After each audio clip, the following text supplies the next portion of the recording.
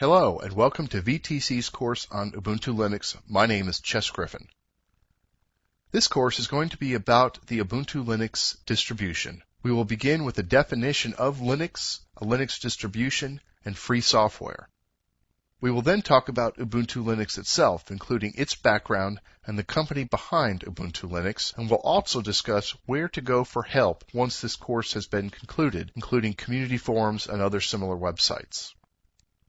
We will then discuss Ubuntu Linux itself, including how to obtain Ubuntu Linux for free, including downloading an ISO, receiving a free CD shipped in the mail, or purchasing a CD from a third-party vendor.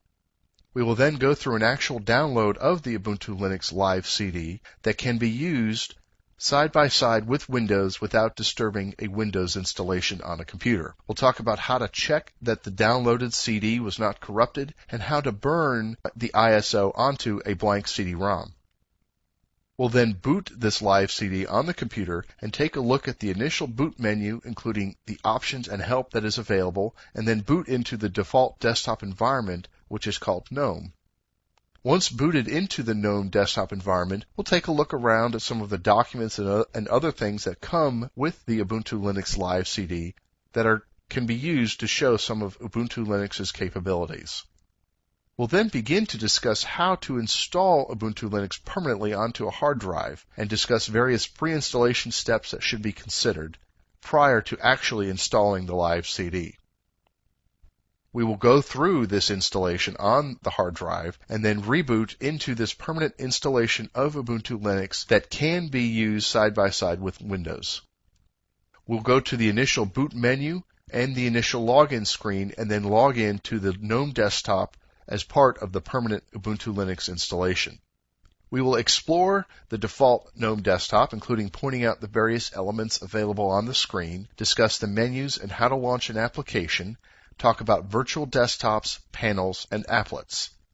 We will then turn to the Nautilus File Manager, which is the default file manager for GNOME and Ubuntu Linux, and talk about some of its capabilities. We'll also briefly look at the Linux file system hierarchy, drives, permissions, and how to browse your network, including how to browse your other Windows computers that may be on your home network. We'll talk about how to customize your Ubuntu Linux installation, including how to change the background, how to change the theme, how to create your own theme, create desktop shortcuts, customize panels and applets, and changing font preferences. We will then discuss the menus in quite some detail and take a look at the Applications menu, the Places menu, and the Systems menu, and begin to examine some of the tools and applications that come with Ubuntu Linux. We'll begin this application overview by looking at configuration tools, including those tools in the Preferences menu and the Administration menu, and then turn to some multimedia applications, including audio applications, video applications, and image editing and photo applications. We will wrap up the application discussion by taking a look at OpenOffice.org, a large productivity suite that includes a word processor, a spreadsheet, and a presentation program. We'll then talk about how to add new software to your Ubuntu Linux, how to add software repositories to enable you to download new software from the internet. And we'll also discuss some third-party applications that are available for free that can help you set up the most commonly used applications. We'll also take a look at the terminal, the command line interface, and discuss some basic commands that you may need to use while using Ubuntu Linux. And we will conclude with a discussion of how to run certain Windows applications in Linux using software provided by the Wine Project, Crossover Office, and Sedega for 3D games. Thank you very much.